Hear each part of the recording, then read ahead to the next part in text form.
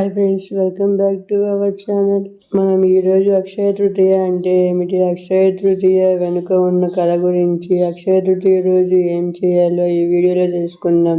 అక్షయ తృతీయ అనేది హిందూ మతంలో ఒక పవిత్రమైన మరియు శుభదినంగా పరిగణించబడుతుంది.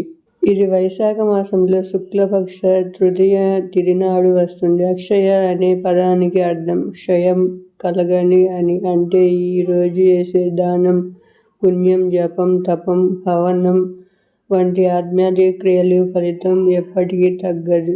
అవి అనంత ఫలితాలను ఇస్తాయని నమ్మకం ఉంది. అందువల్ల ఈ రోజున ధన, ఐశ్వర్యం, శుభం కోసం ఎంతో ముఖ్యంగా పరిగణిస్తారు. ఇప్పుడు మనం అక్షయ తృతీయ వెనుక ఉన్న కథల గురించి తెలుసుకుందాం.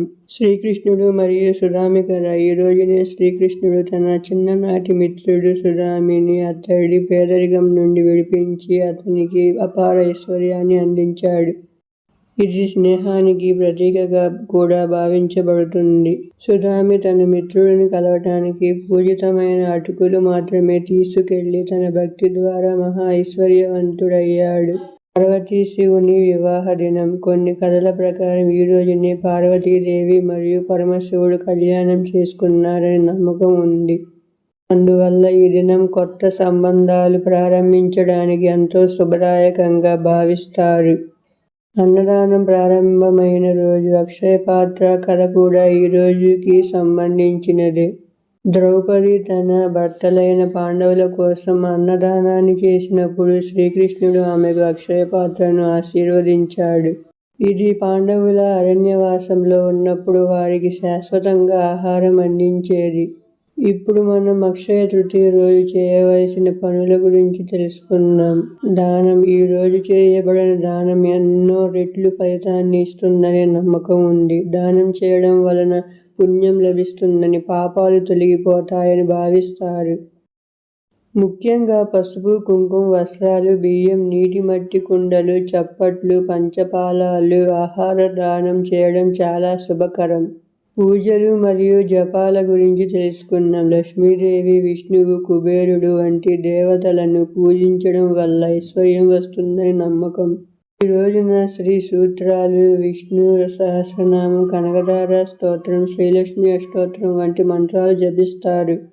బంగారం లేదా వెండి కొనడం గురించి తెలుసుకుందాం. ఈ రోజున బంగారం కొనడం ఎంతో శుభదాయకంగా భావిస్తారు. ఎందుకంటే ఈ రోజున కొనిన ఆస్తి ఎప్పటికీ అభివృద్ధి చెందుతుందనే నమ్మకం ఉంది.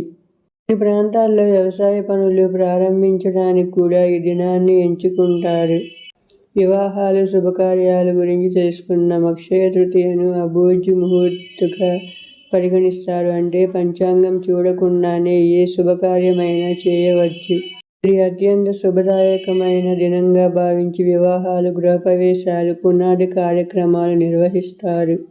అన్నదానం మరియు సేవా కార్యక్రమాల గురించి తెలుసుకుందాం. దేవాలయాల్లో లేదా పబ్లిక్ ప్రదేశాల్లో అన్నదానం నిర్వహించడం, దయార్థులతో సేవా కార్యక్రమాలు పాల్గొనడం శ్రేష్టమైన కర్మలుగా భావిస్తారు. అక్షయ తృతీయ అనేది ఒక పవిత్రమైన రోజు. ఈ రోజున చేసే ప్రతి శుభకార్యం మన జీవితంలో శాశ్వతంగా మంచి ఫలితాన్ని ఇస్తుంది. ఈ దినాన్ని ధన, ధర్మ, ఆధ్యాత్మిక అభివృద్ధికి ఒక గొప్ప అవకాశంగా పరిగణించవచ్చు. అక్షయ తృతీయను భక్తితో, దయతో, శ్రద్ధతో జరుపుకుంటే జీవితంలో శుభం, ఐశ్వర్యం, ఆరోగ్యం, శాంతి కలుగుతాయన్న విశ్వాసం ఉంది. ప్రాచీన కాలంలో సుధామ అనే బ్రాహ్మణుడు ఉండేవాడు. అతడు శ్రీకృష్ణుడు బాల్యమిత్రుడు. చిన్నతనంలో వీరిద్దరు కలిసి గురుకులంలో చదివారు. కానీ కాలక్రమేణా శ్రీకృష్ణుడు ద్వారకా పట్టణానికి రాజయ్యాడు. కానీ సుధామి మాత్రం ఎంతో పేదరికంలో జీవించేవాడు. ఒకరోజు సుధామి భార్య భర్తను చూసి బాధపడింది. నీ స్నేహితుడు శ్రీకృష్ణుడు ఇప్పుడు రాజు. ఆయన వద్దకు వెళ్ళి నీ స్థితిని వివరించి సహాయం అడుగు అని కోరింది. మొదట సుధామి సంశయించాడు. కానీ చివరికి భార్య మాట వినిపించి శ్రీకృష్ణుడిని కలవటానికి ద్వారకకు వెళ్ళాడు. పరాయిల్లు అయిన తన స్నేహితుడిని కలుస్తున్న ఆనందంలో సుధామి ఎంతో ఆనందించాడు. వెళ్ళేటప్పుడు తను తీసుకెళ్లినదేమిటంటే కొద్దిగా అటుకులు. దాని నాణ్యత కూడా గొప్పది కాదు, కానీ అది అతడి హృదయపూర్వక ప్రేమను ప్రతిబింబించేది. శ్రీకృష్ణుడు తన మిత్రుడిని చూసి ఎంతో ఆనందించాడు. అతనికి రాజసం ఉన్న సుదామిని తన సింహాసనంపై కూర్చోబెట్టాడు. పాదములు కడిగాడు. ప్రేమతో ఆహ్వానించాడు. సుదామి తీసుకెళ్లిన అటుకులు ఎంతో మోహంతో స్వీకరించాడు. అయితే సుదామి మాత్రం తన అవసరాల గురించి ఒక్క మాట కూడా మాట్లాడలేదు. సుదామి తిరిగి తన ఇంటికి వచ్చేటప్పుడు శ్రీకృష్ణుడు నాకు ఏమి ఇవ్వలేదు అని అనుకున్నారు. కానీ అతను ఇంటికి వచ్చినప్పుడు ఆశ్చర్యపోయాడు. చిన్న ఇల్లుకు బదులుగా ఒక గొప్ప మహాలయంలా కనిపించింది. అతడి భార్య నవలంగా ఆభరణాలలో మెరిసిపోయింది. ఇంటి చుట్టూ అన్నం, ధనం, వస్త్రాలు, ఆభరణాలు అన్నీ అపారంగా ఉన్నాయి.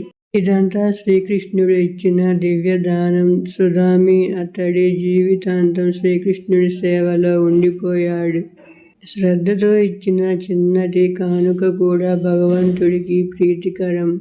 భక్తి, స్నేహం, వినయం ఉన్నవారికి భగవంతుడు ఎల్లప్పుడూ సహాయం చేస్తాడు. ఆస్తి లేకపోయినా మంచి మనసుంటే చాలు అన్న సందేశం ఈ కథలో ఉంది.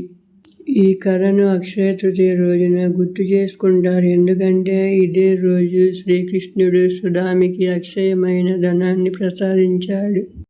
అది ఎప్పటికీ తగ్గని క్షయం చెందదు. అందుకే ఈ రోజున చేసే దానం, పుణ్యం, ప్రేమ ఇవన్నీ క్షయం కాని ఫలితాన్ని ఇస్తాయని నమ్మకం ఉంది. మీరు కూడా అక్షయ తృతీయ రోజు ఈ కథను విని శ్రీకృష్ణుడిని గుర్తు చేసుకొని శ్రీకృష్ణుడి అనుగ్రహం పొందాలని కోరుకుంటున్నాను ఫ్రెండ్స్. ఈ వీడియో మీకు నచ్చినట్లయితే వీడియోకి ఒక లైక్ చేసి ఛానల్ని సబ్స్క్రైబ్ చేసుకోండి friends. Okay, bye. Thanks for watching.